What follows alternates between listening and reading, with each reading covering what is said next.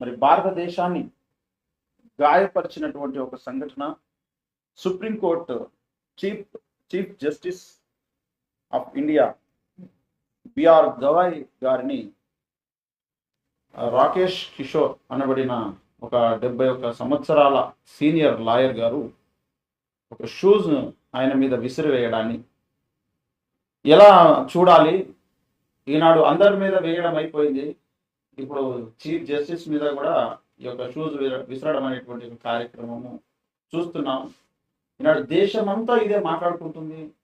మరి అన్ని కోర్టులలో ఉన్నటువంటి లాయర్స్ అందరూ కూడా దీనికి నిరసనను తెలియజేస్తున్నారు. ప్రజలందరూ కూడా అవాక్కైపోయారు ఈ యొక్క సంఘటనను చూసి. ఈ విషయంలో మీ స్పందన ఏంటి sir? Thank you for asking this question mark బాబు. ఈ విషయాన్ని శల్య పరీక్ష చేయాల్సిన అవసరం ఉంది.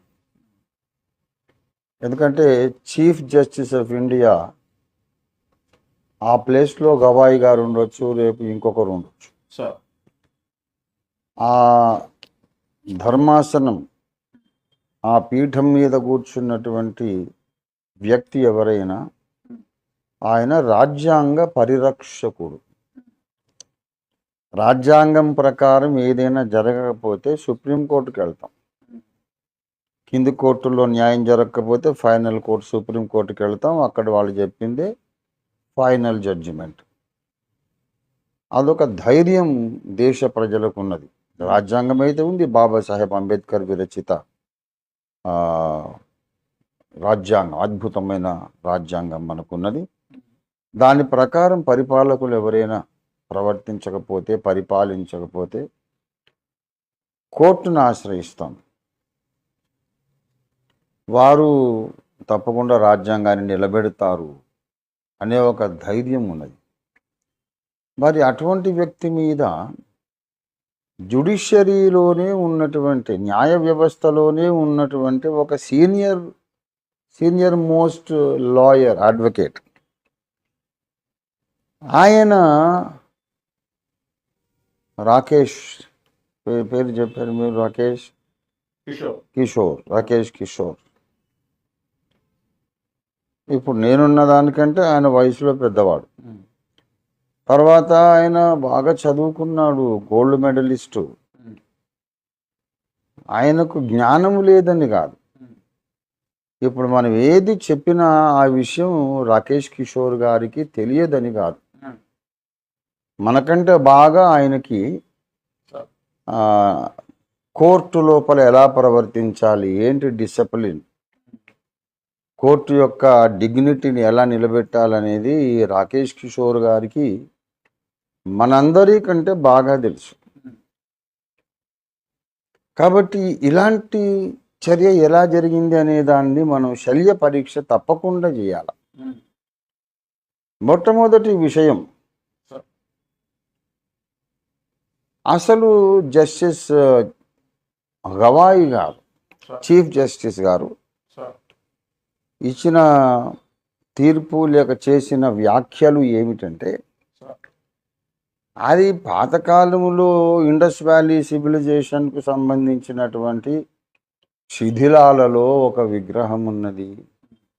అది విష్ణుమూర్తి విగ్రహము గనుక దాని తల తెగ కొట్టేశారు మహమ్మదీయుల దాడులలో. దాన్ని మళ్ళీ రెస్టోర్ చేయాలి అని ఆయన పబ్లిక్ ఇంట్రెస్ట్ లిటిగేషన్ వేశారు. డైరెక్ట్గా సుప్రీంకోర్టుకి అయితే ఆయన వెళ్ళలేదు, కింది కోర్టుల నుంచే వెళ్ళాడు. అయితే కింది కోర్టులు ఆయన పిటిషన్ను డిస్మిస్ చేసినాయి. ఎందుకంటే అది యునెస్కో వారి పరిధిలో ఉన్నది.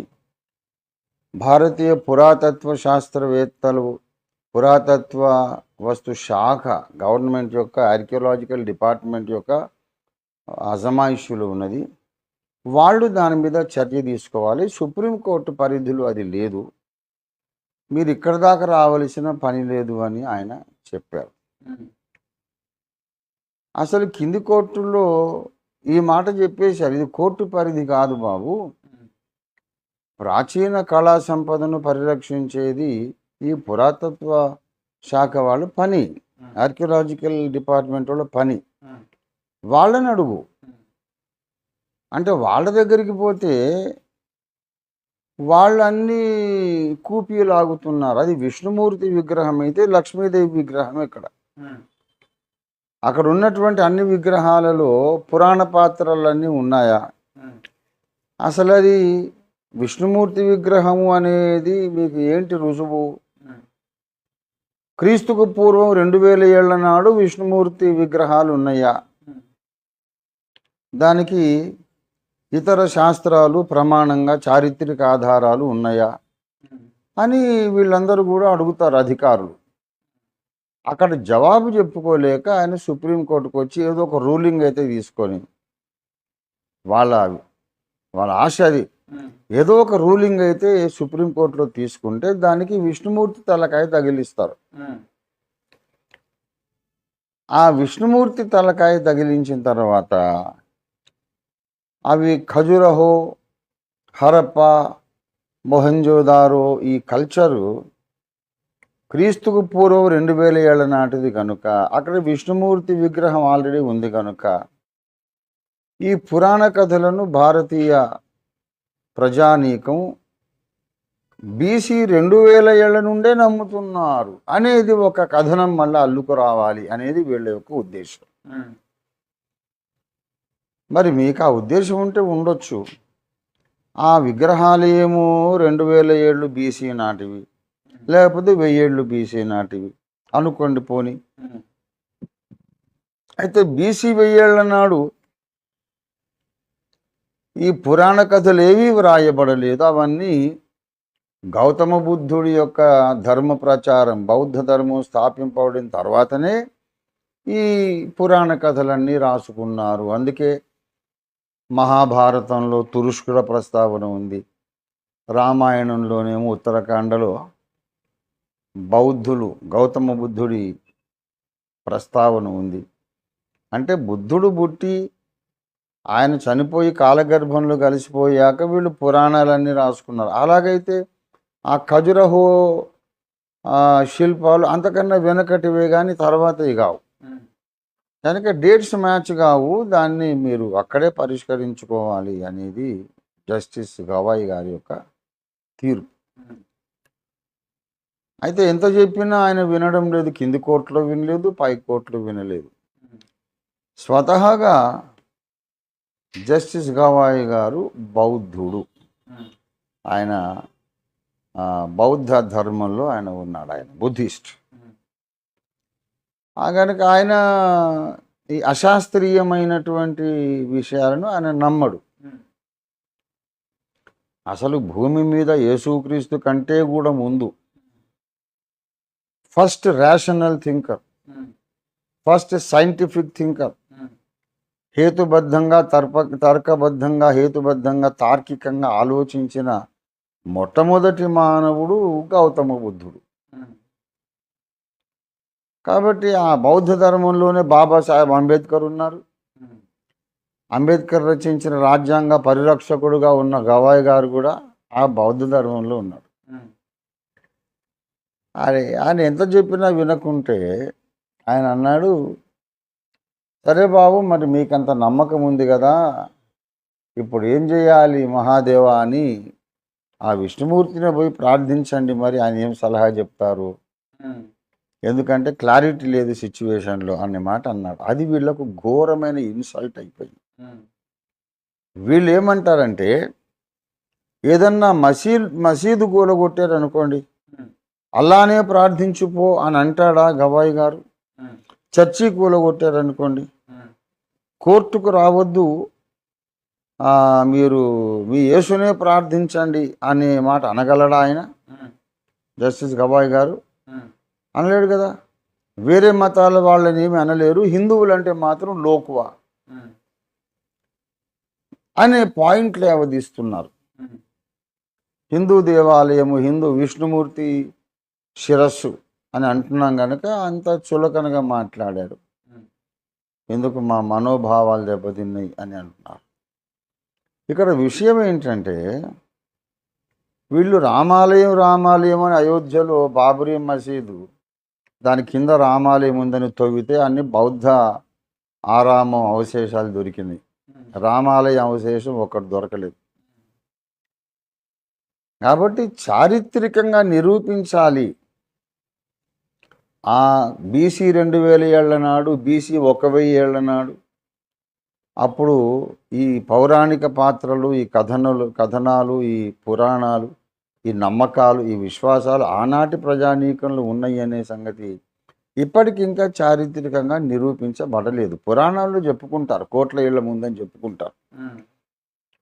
కానీ ఏ భాషలో రాశారు పురాణాలు అంటే సంస్కృతం. సంస్కృతానికి లిపి లేనే లేదు కదా. బీసీ నాడు ఎట్లా రాశారు?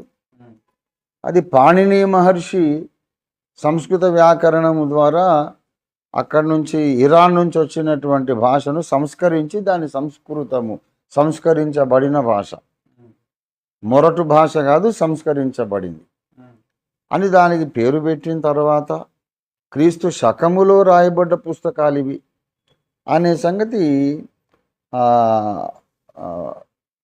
ఆల్ ఇండియా బుద్ధిస్ట్ ఫెడరేషన్ అధ్యక్షులైనటువంటి దిగంబర్ కాంబ్లే గారు ఇత్యాది మహానుభావులందరూ కూడా మాట్లాడుతున్నారు. ఇప్పుడు ప్రొఫెసర్ కంచాయలయ్య గారు ఉన్నారు, దిగంబర్ కాంబ్లే గారు ఉన్నారు, ఇంకా అనేక మంది, మరి ఇజ్జలకర శ్రీనివాస్ గారు ఉన్నారు. ఇలాంటి మేధావి వర్గం అందరూ కూడా, వీళ్ళందరూ కూడా చెప్పేది ఏంటంటే సంస్కృతానికి ఈనాటికి ఇప్పటికొచ్చి కూడా లిపి లేదు. దేవనాగరి లిపినే వీళ్ళు అడాప్ట్ చేసుకున్నారు. బీసీ కాదు, ఏడీలో, క్రీస్తు శకములో చేసుకుంటే మరి నీకు లిపి లేని దానిని 1000 ఏళ్లకు ముందు ఎలా రాశారు? రాయకపోతే మరి ఆ నమ్మకాలు ఎలా ఉన్నాయి? ఆ నమ్మకాలే లేకపోతే ఇది విష్ణుమూర్తి తల అని నువ్వు చెప్పడానికి ఆధారం ఏది? ఇది న్యాయస్థానాల్లో వాళ్ళు వాదించే ఒక క్రమమైన తార్కికమైన పద్ధతి. అది వేరు. ఇప్పుడు మేము చర్చి కట్టుకొని 40 ఏళ్ళుగా ఆరాధిస్తుంటే అదొచ్చి కూలగొడితే యేసును ప్రార్థించు అని ఎందుకంటాడు ఆయన? రెవెన్యూ రికార్డులో ఉంది. ఇప్పుడు రెవెన్యూ రికార్డు ప్రకారం మీరు పర్మిషన్ తీసుకొని మీరు చర్చి కట్టుకున్నారు, దాన్ని కూలగొడితే మీరు న్యాయం అడుగుతారు కోర్టులో. యేసును ప్రార్థించమన్నారు. ఒక మసీద్ ఉంది, రెవెన్యూ రికార్డులో మసీద్ అని ఉంది, దాన్ని కూలగొడితే మీరు అడుగుతారు. న్యాయస్థానం న్యాయం నిలబెడుతుంది, ఆ మసీదుని మళ్ళీ కట్టించండి అని ఆజ్ఞిస్తుంది. దీనికి దానికి ఏమి సంబంధం? మీరు ముస్లిమ్స్ని అయితే అనగలరా, క్రైస్తవుని అయితే అనగలరా? అది అంటే ఇప్పుడు ఏదన్నా ఒక హిందూ దేవాలయాన్ని బద్దలు కొట్టి ధ్వంసం చేస్తే ఇది యేసుక్రీస్తు విగ్రహము అని మనం చెప్తే అప్పుడు దానికి సాపత్యం, దానికి పోలిక.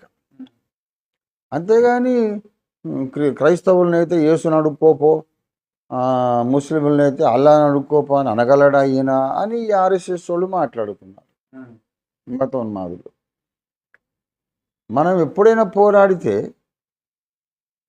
రెవెన్యూ రికార్డులో ఇన్ని సంవత్సరాలు బట్టి మా ప్రార్థనా స్థలం ఇది అని పోరాడతాం తప్ప అక్కడెక్కడో తల తెగిపడినటువంటి ఒక విగ్రహము మా మతంది అని మనం పోరాడం. ఎంత తేడా ఉంది కదా. నీకు రెవెన్యూ రికార్డు లేకుండా, చారిత్రక ఆధారాలు లేకుండా నువ్వు అనుకున్నటువంటి రేడియో కార్బన్ డేటింగ్ ప్రకారం అది ఎన్ని వేల సంవత్సరాల కిందటదో అన్ని వేల సంవత్సరాల కిందట అసలు పురాణాలే లేవు, పురాణ పాత్రలే లేవు, లిపి లేదు, సంస్కృతానికి ఇప్పటికీ లేదు. గనక ఇది మీరు ఆఫ్టర్ క్రైస్ట్ చేసుకున్నటువంటి ఈ పురాణ కథన సృష్టి ఇవంతా కూడా.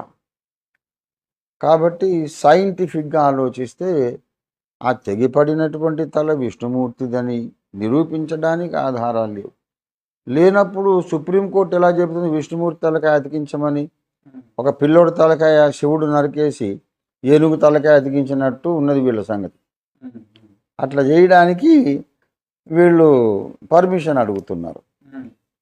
అందుకని ఆయన విసిగిపోయి చెప్పారన్నమాట, మీరు ఆ విష్ణుమూర్తిని ప్రార్థన చేయండి అన్నారు. దానికి వీళ్ళకు మనోభావాలు దెబ్బతిన్నాయి. చెప్పి విసిరేశారు. విసిరే పోయారు, విసిరేయలే, తీశాడు. ఇట్లా లోపల సెక్యూరిటీ పట్టుకున్నారు. సరే, ఇది అసలైన విషయం, ఇది పిక్చర్. అయితే ఒకవేళ సుప్రీంకోర్టు న్యాయమూర్తి తప్పుడు తీర్పు ఇచ్చాడు అని గనక భావిస్తే దాని మీద రీఅపీల్కు వెళ్ళే అవకాశం ఉన్నదని ఈ రాకేష్ కిషోర్ గారికి తెలియదా? నువ్వు అప్పీల్ చేసుకో, అప్పీల్ చేయకుండా చెప్పెట్లా తీసావు, షూ ఎట్లా తీసావు? ఇప్పుడు నేను అడుగుతున్నాను, సుప్రీంకోర్టు తీర్పులను మళ్ళీ ప్రశ్నించి, సుప్రీంకోర్టు కానీ హైకోర్టు కానీ అత్యున్నత న్యాయస్థానాలు, రాష్ట్ర స్థాయిలో హైకోర్టు, జాతీయ స్థాయిలో సుప్రీంకోర్టు, వాళ్ళ యొక్క తీర్పులతో ఏకీభవించకుండా మళ్ళీ సింగిల్ వ్యక్తి కాకుండా మళ్ళీ ఫుల్ బెంచ్ ముందుకు తీసుకెళ్ళి అత్యున్నత ధర్మాసనం వాళ్ళ ముందుకు తీసుకెళ్ళి మళ్ళీ రీఅపీల్ చేసుకునే వెసులుబాటు మన రాజ్యాంగంలో ఎలాగూ ఉంది. మరి ఆ త్రోవ ఎంచుకోకుండా కోట్లాది ప్రజల మనోభావాలతో సంబంధించిన విషయం అని అయోధ్యలో రామాలయం అది కింద కనబడకపోయినా సరే ఇది కోట్లాది మందిని శాంతపరుస్తుంది కనుక ముస్లిమ్స్ మీరు దయచేసి వదులుకోండి, మీకు ఇంకా 1-2 కిలోమీటర్ల దూరం మీకు మస్జిద్ కొరకు ప్లేస్ ఇస్తాం.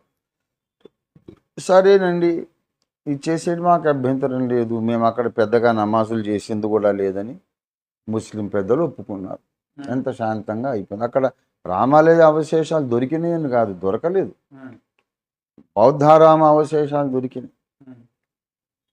అట్లాగే ఇది కూడా అదే వరుసలో మనకు అలవాటే కదా, అక్కడ లేకపోయినా కోట్ల మంది మనోభావాలు అని చెప్పేసి మనము జడ్జిమెంట్ తీసుకొని రావచ్చు.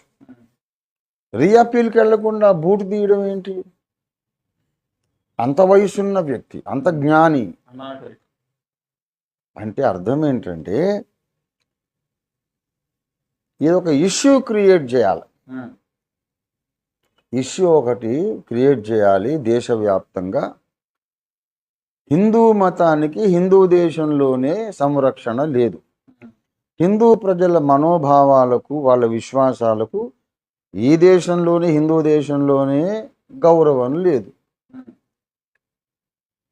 కాబట్టి హిందువులారా ఏకం కండి, అందరూ ఓటు బ్యాంక్ అయి మళ్ళీ మమ్మల్ని గెలిపించండి, ఇంకా ఏమన్నా మిగిలి ఉంటే అది కూడా నాకేసేసి దోచేసుకోవటానికి అని ఇదొక మతోన్మాద ముఠా ఆవేశంతో కాదు, కావాలనే ఆలోచనతోనే చేసినటువంటి ఒక దుశ్చర్య.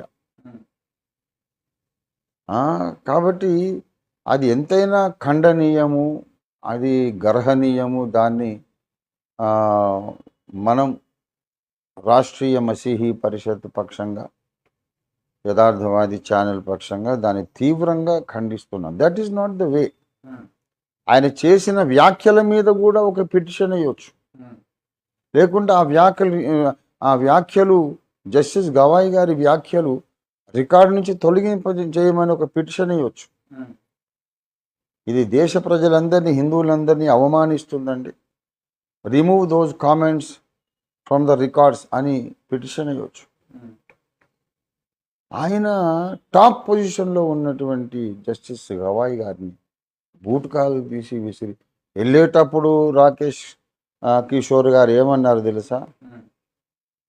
ఆ కోర్టు సెక్యూరిటీ సిబ్బంది ఆయనను తీసుకెళ్తుంటే, ఇప్పుడు నేను సెకండ్ విడతలోకి వస్తున్నా, దయచేసి నేను క్షమించాలి, ఇట్స్ లెంగ్ది. ఎవరు ఇంతగా దీన్ని విశ్లేషించడం లేదు. ఆయన వెళ్ళేటప్పుడు ఏమన్నాడంటే, సనాతన ధర్మాన్ని అవమానించే వారు ఎవరినైనా నేను సహించేది లేదు అనుకుంటా వెళ్ళిపోయాడు. ఇప్పుడు ఆయన రాకేష్ కిషోర్ గారిని నేను అడుగుతున్నాను, సనాతన ధర్మాన్ని ఎవడు వ్యతిరేకించినా నేను సహించను, ఎవరు అవమానించినా నేను సహించను అంటున్నాడు కదా. అంటే ఆయన ఏ సనాతన ధర్మాన్ని వెనుకేసుకొస్తున్నాడు? శంభూకుడిని చంపేసిన సనాతన ధర్మాన్ని ఆ రాకేష్ కిషోర్ గారు వెనుకేసుకొస్తున్నాడు.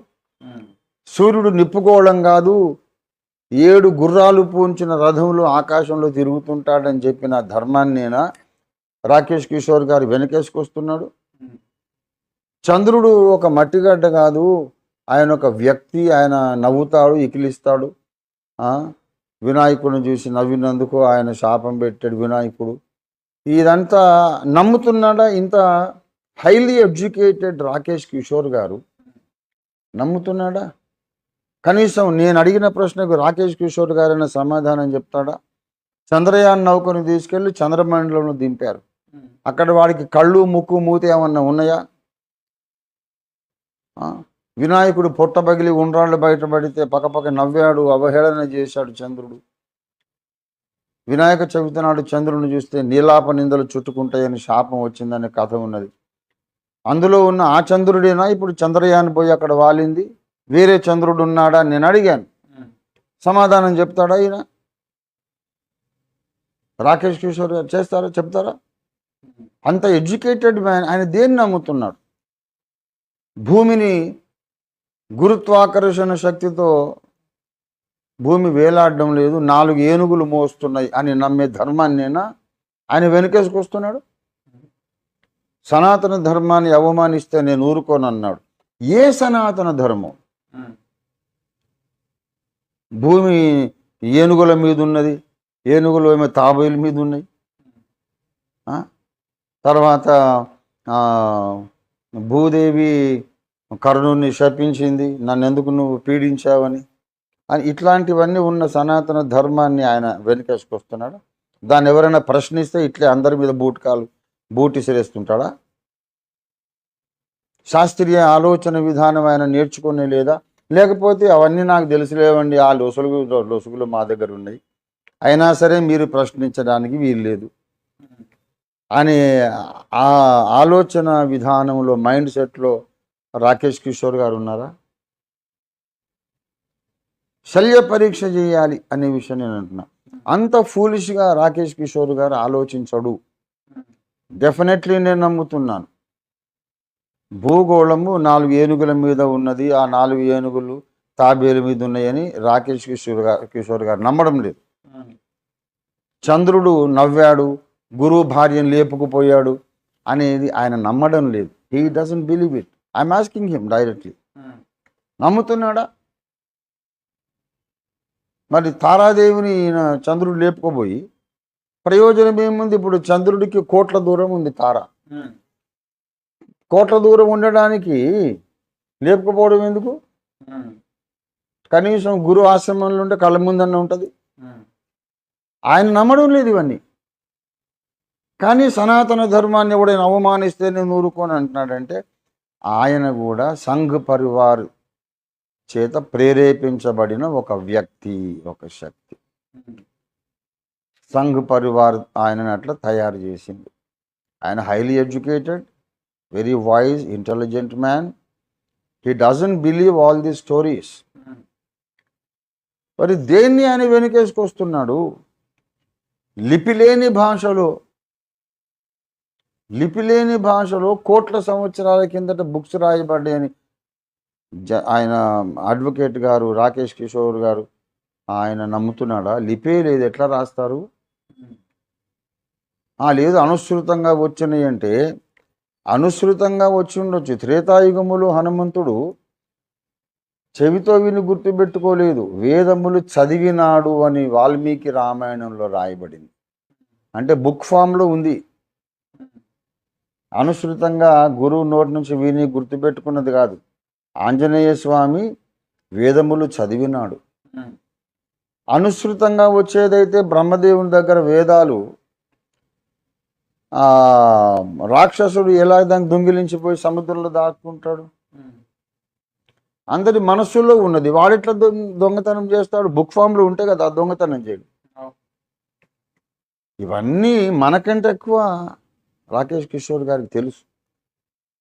అంటే దేన్ని ఆయన వెనుకేసుకొస్తున్నాడు? సనాతన ధర్మాన్ని ఎవడైనా అవమానిస్తే నేను ఊరుకో అంటే విచ్ సనాతన ధర్మ, which set of beliefs, tell me sir అంటే ఆయనకు అరే నీకంటే నాకు ఎక్కువ తెలుసు అండి, కానీ మా సంఘ పరివారోళ్ళు నన్ను ఇట్లా గడబడి చేయమన్నారు. అది పరిస్థితి. విన్నారా? సార్. సో దేశ ప్రజలందరికీ కనీసం తెలుగు వాళ్ళకు, మనం తెలుగులో మాట్లాడుతున్నాం కానీ విషయం తెలియాలని శల్య పరీక్ష చేస్తున్నాను నేను. అసలు ఫస్ట్ పార్ట్ ఏం చెప్పానంటే అక్కడ మ్యాటర్ లేదు. మ్యాటర్ లేని వివాదమును గూర్చి ఆయన పిల్లేసిన ఆయన కింది కోర్టు నుంచి సుప్రీంకోర్టు దాకా కోర్టు యొక్క విలువైన టైం వేస్ట్ చేస్తున్నారు. వద్దంటే వినడం లేదు. నువ్వు వేసిన పిల్లు కనీసం శాస్త్రీయ ఆధారాలు లేవు, మీ నమ్మకాలు తప్ప. అందుకని చిరాకు పడి జస్టిస్ గవాయ్ గారు ఒక మాట అన్నారు. అది ఫస్ట్ పార్ట్. అట్లానే ముస్లింలు వీళ్ళని అంటారంటే మేము ఎక్కడో ఒక విగ్రహం కనపడ్డది, దాని తల లేదు, అది మా యేసుదే అని మేము అంటే మమ్మల్ని కూడా అంటాడు ఆయన. మమ్మల్ని కూడా అంటాడు. కాబట్టి సెకండ్ పార్ట్ ఏంటంటే అసలు ఫస్ట్ పార్ట్ ఏంటి, ముస్లింలను క్రైస్తవులను అనగలడా, హిందువులని అన్నాడనే వాదన తప్పు, అటలీ రాంగ్. ఆయన అంటాడు, ఎవరినైనా అంటాడు. మేము అట్లాంటి వాదన చేస్తే మమ్మల్ని కూడా అంటాడు. సెకండ్ పార్ట్ ఏమిటంటే ఈయన బూటు కాలుకున్న బూటు తీసి వదిలేయటము, దాన్ని విసరడానికి ప్రయత్నం చేయడం అనేది ఆయన ఆవేశంతో చేయలేదు. ఆయన వెనుక ఉండి నడిపిస్తున్న శక్తులు ఆయనను అలా నడిపించినవి, చేయించినవి. ఎందుకు ఇలా చేయడం ద్వారా హిందువులందరినీ రెచ్చగొట్టాలి. వెళ్ళిపోతూ ఆయన చేసిన స్టేట్మెంట్, సనాతన ధర్మాన్ని ఎవడు అవమానించినా నేను ఊరుకోను అంటూ వెళ్ళాడు కదా. అంటే హిందువులందరినీ రెచ్చగొట్టాలని. మరి హిందువులు జ్ఞానులు కదా, మరి వాళ్ళు అట్లాంటి మాటలు అసలు వినరు, ఒప్పుకోరు. సనాతన ధర్మము అంటే ఏమిటండి, నిర్వచించండి అని అడిగే హిందువులు ఉన్నారు. మనం నమ్మిన నమ్మకాలకు పురాతత్వ శాస్త్ర ఆధారాలు ఏవండి అని అడిగే హిందువులు ఉన్నారు.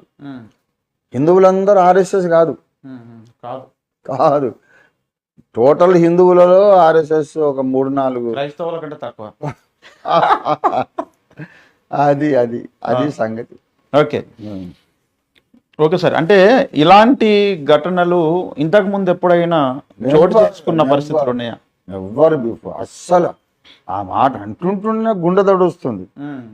కోర్టు హాల్ లోపల న్యాయమూర్తి, చిన్న జిల్లా కోర్టే కానీ ఎందుకు కాదు, కోర్టు హాల్ లోపల న్యాయమూర్తి ఒక దేవుడు అనుకుంటాం మనం. అంతే, మీ లార్డ్ అంటారు. అందుకే మై లార్డ్ అంటారు.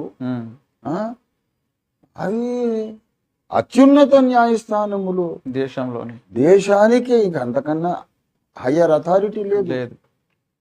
ఆయన తలుచుకుంటే ఒక ఎంపీని కానీ ప్రైమ్ మినిస్టర్ కానీ డిస్మిస్ చేసేంత అథారిటీ ఆయనకుంది. ఆయన సరైన కారణాలు ఆధారాలు ఉంటే అటువంటి పవర్ ఆయనకి. సుప్రీం కోర్టులో చీఫ్ జస్టిస్ని అలాగే అసలు అలాగా మీరు అడుగుతుంటేనే నాకు గుండె దడబుడుతూ ఉంది. నాకు కోర్టులో అనుభవం ఉంది, ఎన్నో కేసులు నేను వేశాను, ఫైట్ చేశాను. ఆయన వస్తుంటే అందరూ లేచి నిలబడతారు. ఆయన కూర్చున్నదాకా కూర్చో, మై లార్డ్ అని ఆయన మాట, దేవుడు అనుకుంటాం. నాకు అది గౌరవం ఉంది. ఇంతకుముందు ఎవరు ఎన్నడూ అలాగలేదు. అయితే ఆర్గ్యూ చేస్తారు, మై లార్డ్ ఈ విషయంలో నా క్లయింట్కు న్యాయం జరగలేదని మేము బాధపడుతున్నాం, మేము రీఅపీల్ చేసుకోవటానికి దయచేసి మాకు అవకాశం ఇవ్వగలరు అని అడుక్కుంటారు. ఓకే, రీఅపీల్ పర్మిటెడ్ అని ఆయన ఆజ్ఞ జారీ చేస్తారు. దాంతో మళ్ళీ వీళ్ళు రీఅపీల్కి వస్తారు, బెటర్ ప్రజెంటేషన్, మంచి ఆధారాలతో. అలాగుంటుంది. కానీ చెప్పిన మాట బాగోలేదని చెప్పు తీస్తారా? అది ఎప్పుడు జరగలేదు అసలు ఏ దేశంలోనూ. మన దేశంలో కూడా ఎప్పుడు ఇంతకుముందు జరగలేదు, జరగడానికి అవకాశం లేదు. ఇంత మహాజ్ఞాని అయినటువంటి రాకేష్ గారు అది చేశారు. ప్రజలు ఈ సంఘటనతో ఏం తెలుసుకోవాలి, ఏం నేర్చుకోవాలి? చెప్తున్నా కదా, సంఘ్ పరివార్ ఎంత ఉన్నత స్థానాలలో ఉన్న జ్ఞానులనైనా ప్రభావితం చేసి వాళ్ళు అనుకున్నట్టు తోలుబొమ్మలాట ఆడించగలదు. సంఘ్ పరివార్ సహేతుకంగా ప్రవర్తించదు, సహేతుకంగా మాట్లాడదు. వాళ్ళ ప్రభావంలోకి వెళ్ళిన వారు అగెయిన్స్ట్ లాజికే పనిచేస్తారు అనేది దేశ ప్రజలందరూ ఆలోచించుకోవాలి, తెలుసుకోవాలి. అంటే 100 సంవత్సరాల ఆర్ఎస్ఎస్ సాధించినటువంటి ఇది ఇది. ఓకే. ఒక్క స్వామి వివేకానందుని తయారు చేయలేకపోయినారు. అసలు వాళ్ళ గోల్ అది కాదు కదా. స్వామి వివేకానందుడికి దండలు వేయడం నేర్చుకున్నారు కానీ, విగ్రహాలు పెట్టేది నేర్చుకున్నారు కానీ, 100 సంవత్సరాలలో సంఘ పరివారు ఒక్క వివేకానందుణ్ణి తయారు చేయలేకపోయారు. కానీ ఒక దారాసింగ్ గ్రాహం స్టైన్స్ హంతకుడు ఏమండి, తర్వాత ఒక గాడ్సేన్ తయారు చేశారు, తర్వాత ఒక రాకేష్ కిషోర్ గారిని తయారు చేశారు. ఒక స్వామి వివేకానందుడిని వీళ్ళు తయారు చేయలేకపోయారు. మళ్ళీ సిగ్గు లేకుండా దండ ఎందుకు వేస్తారు ఆయనకు?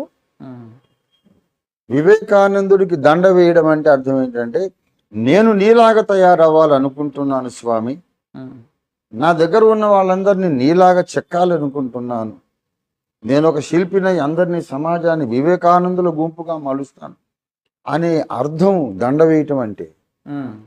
కానీ వీళ్ళు దండలు మాత్రమే వేస్తారు, అట్లాంటి క్యారెక్టర్ను మాత్రం కోరుకోరు.